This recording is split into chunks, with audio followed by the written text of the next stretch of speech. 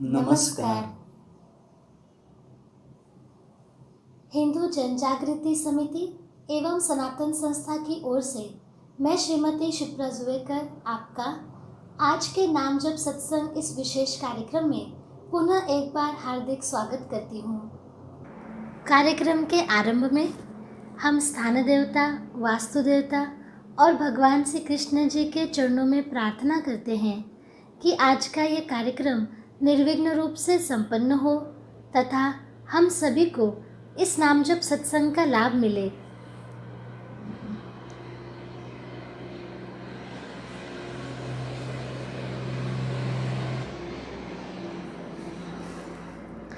पिछले कुछ सत्संगों से महान भारतीय संस्कृति में बताए नवविधा भक्ति में से देवता पूजन संबंधित महत्वपूर्ण सूत्रों को हम देख रहे हैं।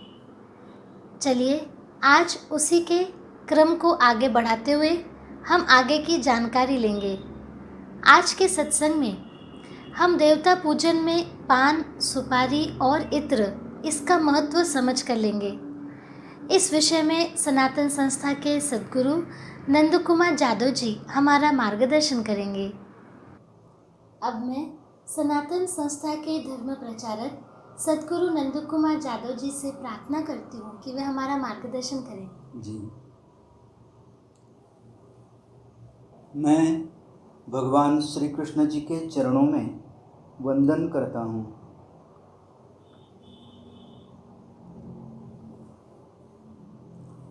हमारे ऋषि मुनियों के कारण ये अमूल्य ज्ञान हमें प्राप्त हुआ है। साथ ही सनातन संस्था के तथा महर्षि अध्यात्म विश्वविद्यालय के संस्थापक परात्पर गुरु डॉक्टर जयंत आठवले जी की जिज्ञासु वृत्ति और संशोधक वृत्ति के कारण ये ज्ञान हमें सरल भाषा में मिल रहा है। इसलिए उनके प्रति हम कृतज्ञता व्यक्त करते हुए आज के सत्संग का आरंभ करते हैं।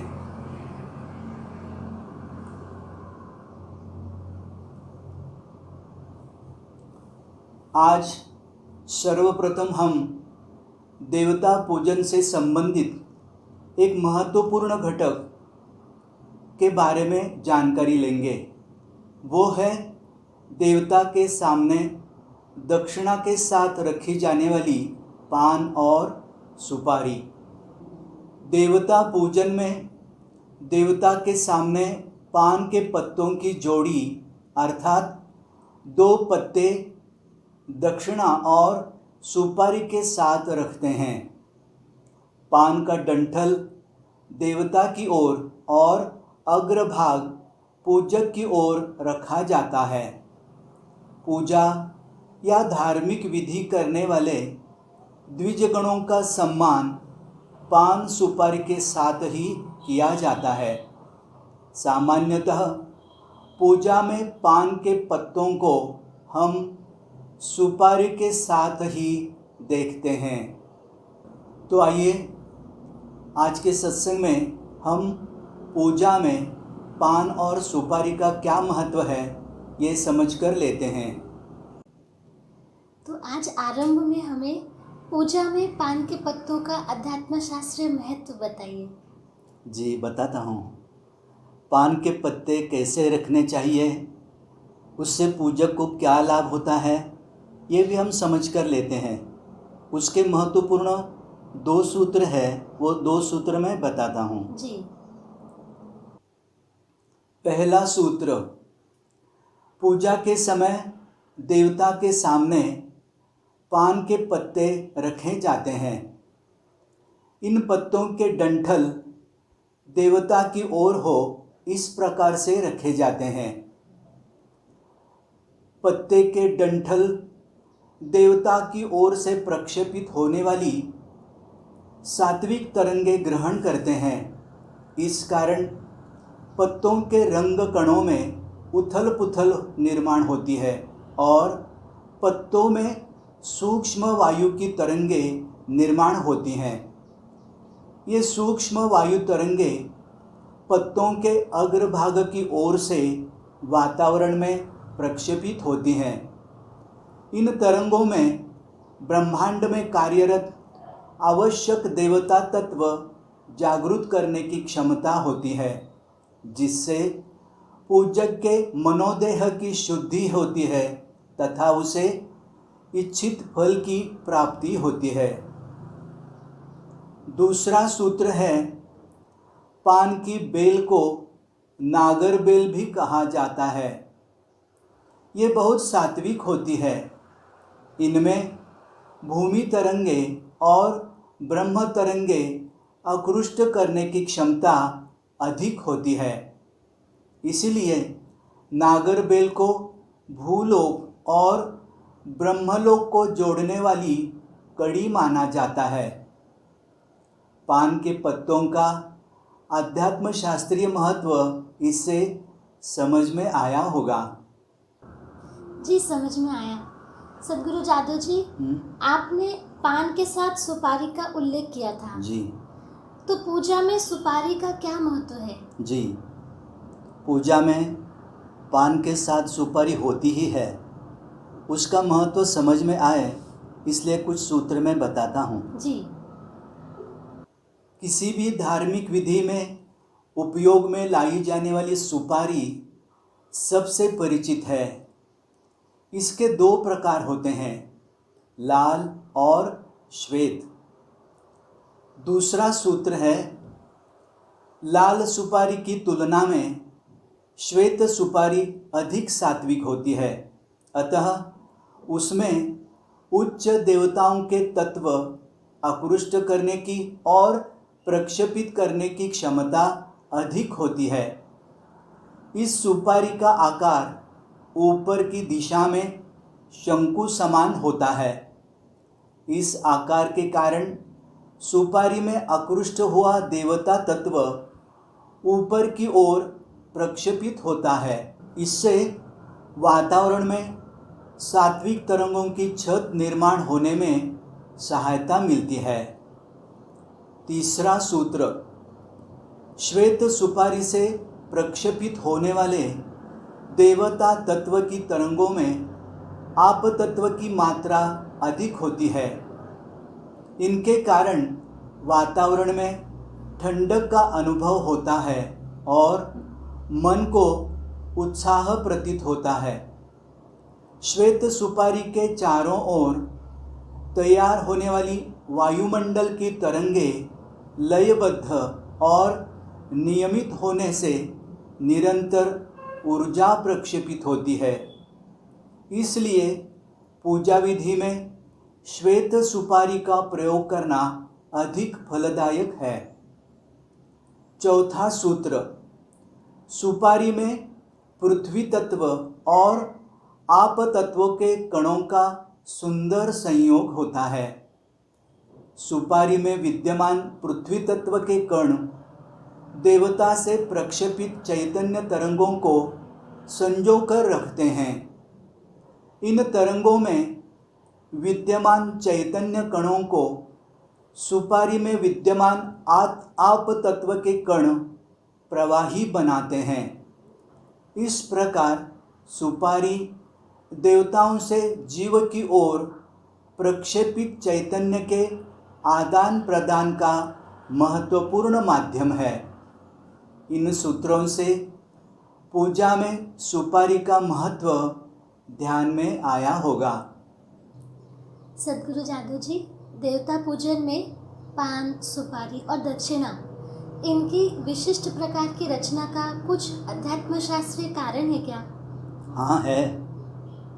इस बात की ओर कदाचित आपने ध्यान दिया होगा कि देवता पूजन में पान, सुपारी और दक्षिणा सदैव एक साथ रखे जाते हैं, ऐसा है ना? हाँ, देखा है। हाँ, पान, सुपारी और दक्षिणा की जो रचना है इसका आध्यात्मिक कारण है।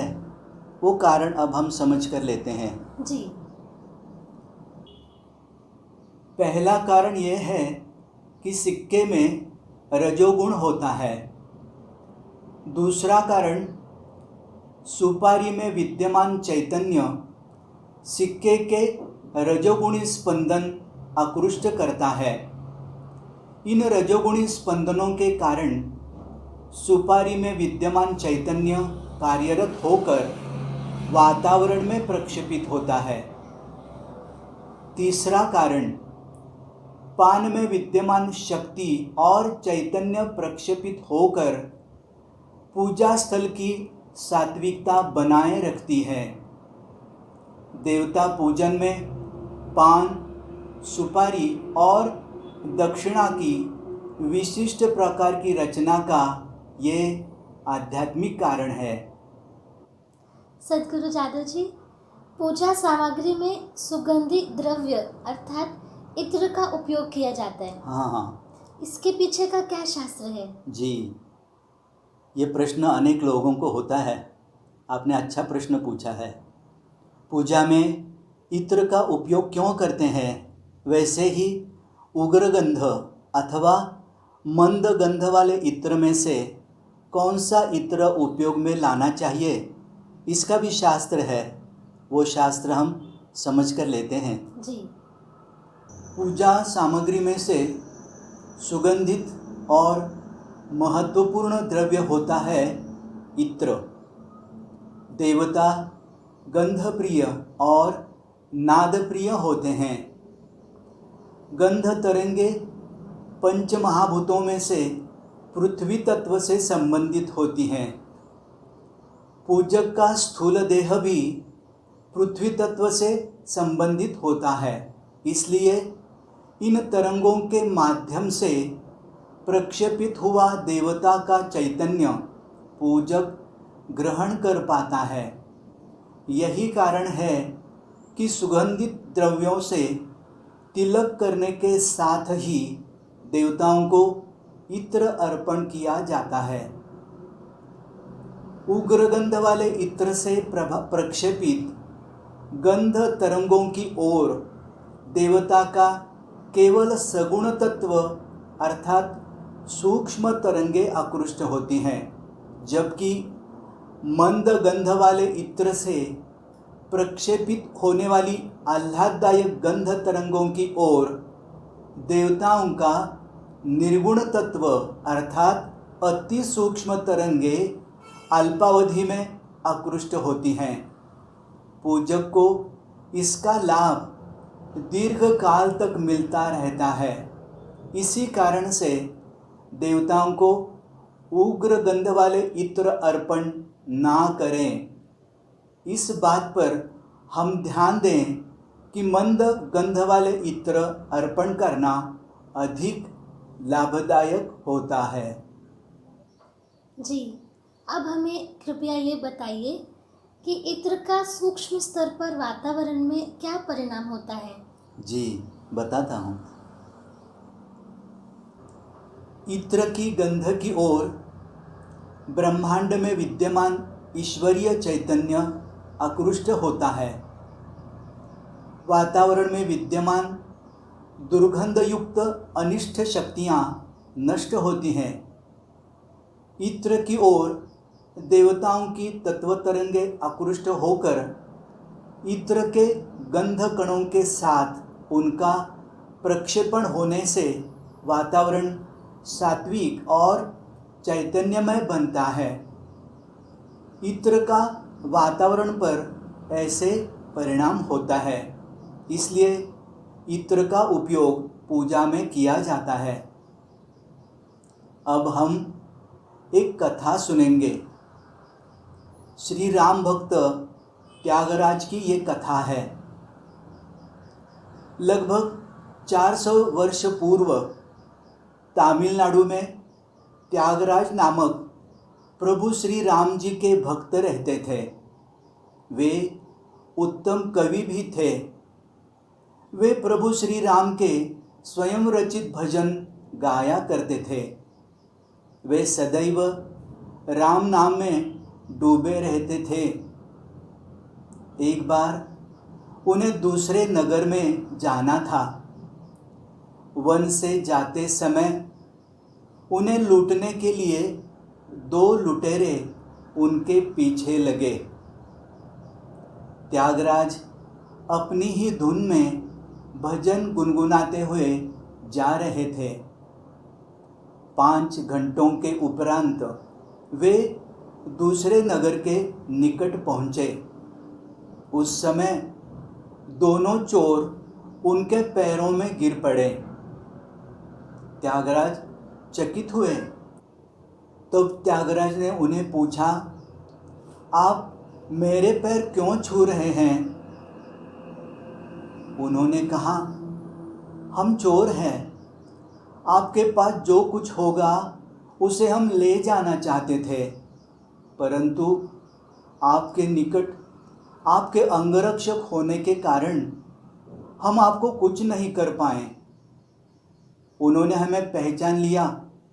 वे हमें पकड़ने वाले थे, परंतु हमने उनकी क्षमा मांगी और उनके पैर छूने लगे। तब उन्होंने कहा कि हमें नमस्कार करने की अपेक्षा त्यागराज को नमस्कार करें, तो ही हम आपको छोड़ेंगे। इसलिए हम आपके पैर छू रहे हैं। त्यागराज ने पूछा, कौन से 2 रक्षक? मैंने तो किसी को भी नहीं बताया था। त्यागराज इधर उधर देखने लगे। वहाँ कोई भी नहीं था। चोरों को भी आश्चर्य हुआ। दोनों अंगरक्षक अदृश्य हो गए थे। त्यागराज ने उनसे पूछा, वे अंगरक्षक दिखने में कैसे थे?